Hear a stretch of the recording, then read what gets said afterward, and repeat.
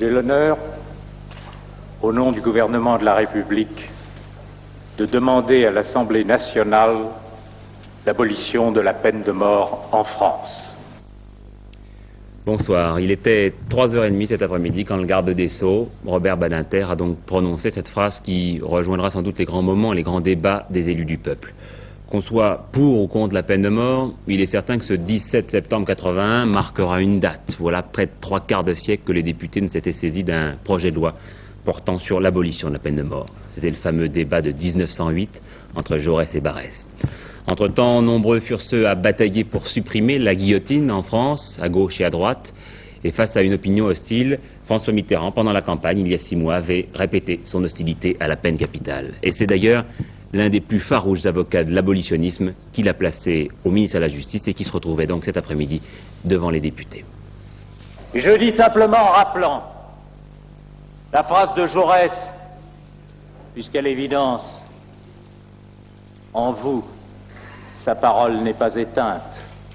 La peine de mort est contraire à ce que l'humanité, depuis 2000 ans, a pensé de plus haut et rêvé de plus noble.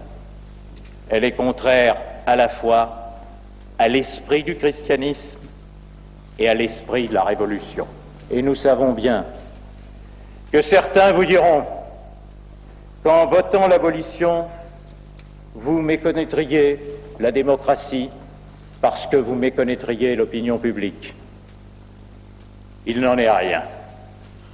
Le pays a élu une majorité de gauche dans le programme de laquelle figurait cette disposition. Ce faisant, le pays, en connaissance de cause, savait qu'il approuvait un programme législatif dans lequel se trouvait inscrit au premier rang des obligations morales l'abolition de la peine de mort. À cet instant, lorsque vous la voterez, c'est ce pacte solennel, celui qui lie l'élu au pays, celui qui fait que le premier devoir de l'élu est le respect de l'engagement pris avec ceux qui l'ont choisi. C'est cette démarche-là de respect du suffrage universel et de la démocratie qui sera la vôtre. Robert Badinter a ensuite écarté l'idée d'un référendum, se référant d'ailleurs au général de Gaulle qui était hostile en la matière. Et puis il a réfuté l'argument le plus utilisé par les partisans de la peine de mort, à savoir la peur peut dissuader les criminels en puissance.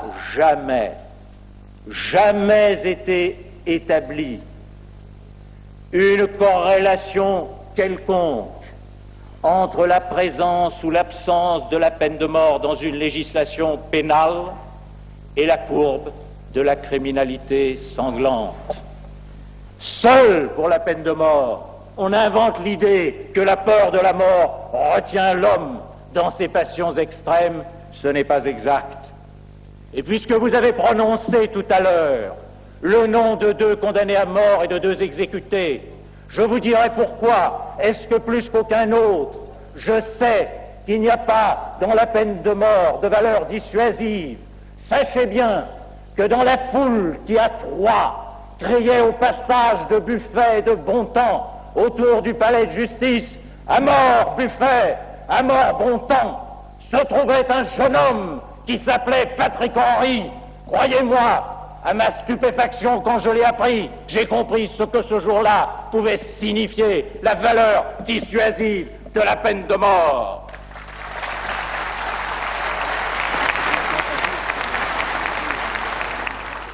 Le garde des Sceaux a demandé qu'il n'y ait pas d'amendement à son texte, pas de restriction, par exemple, pas de peine de substitution. Et puis il s'est adressé à ceux qui trouvent que décidément, dans ce genre de cas de conscience, on a trop souvent tendance à oublier les victimes.